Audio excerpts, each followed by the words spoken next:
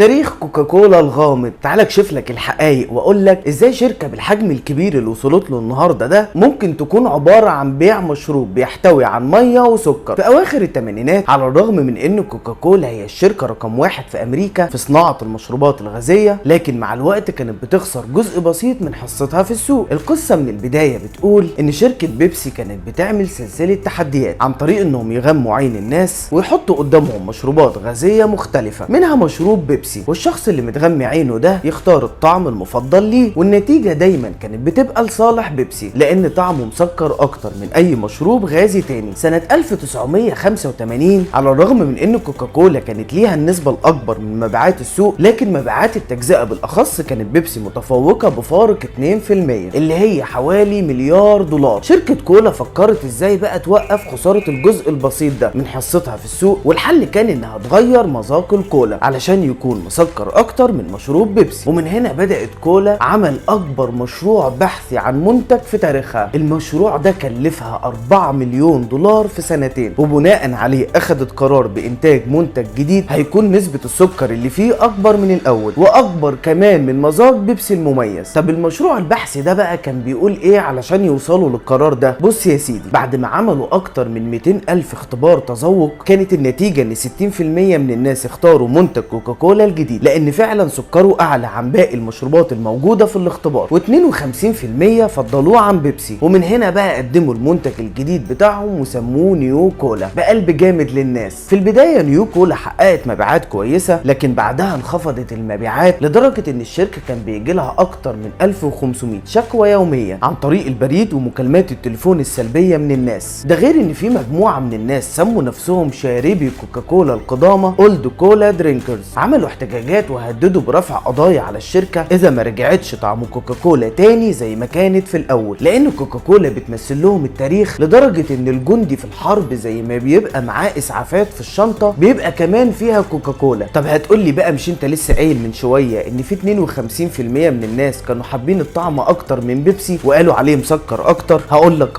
كلمه مسكر بقى دي هي سبب كل المشاكل، علشان الباشا اللي كان مسؤول عن البحث ده وقع في غلط كبير جدا، انه لما سأل الناس وعمل الاختبارات كان بيسأل الناس وبيقول لهم ايه الطعم المسكر اكتر، مش الطعم المفضل بالنسبة لكم. وطبعا بما ان الشركة كانت ضافت سكر علشان يبقى الطعم مسكر، فالناس كانت بتجاوب ان الكولا هي المسكرة اكتر، وبكده هو موصلش للنتيجة المطلوبة. والسؤال هنا ان هل النيو كولا مشروب مفضل اصلا ولا لا؟ بعدها اخدت الشركة قرار بالغاء انتاج الطعم الجديد وسحبه كله من السوق، ورجعوا الطعم القديم تاني اللي كان بالنسبة للامريكان تراث وتاريخ وحضارة، علشان هم اصلا ما عندهمش تاريخ، وكوكاكولا كانت اقدم حاجه عندهم. ومن ساعتها وكوكاكولا بتقعد بال4 سنين علشان تعمل بحث عن المبيعات او دراسه المنتج او حتى تقييمه. بسيطه وسهله وشرحه نفسها. انا محمد فرج، سلام.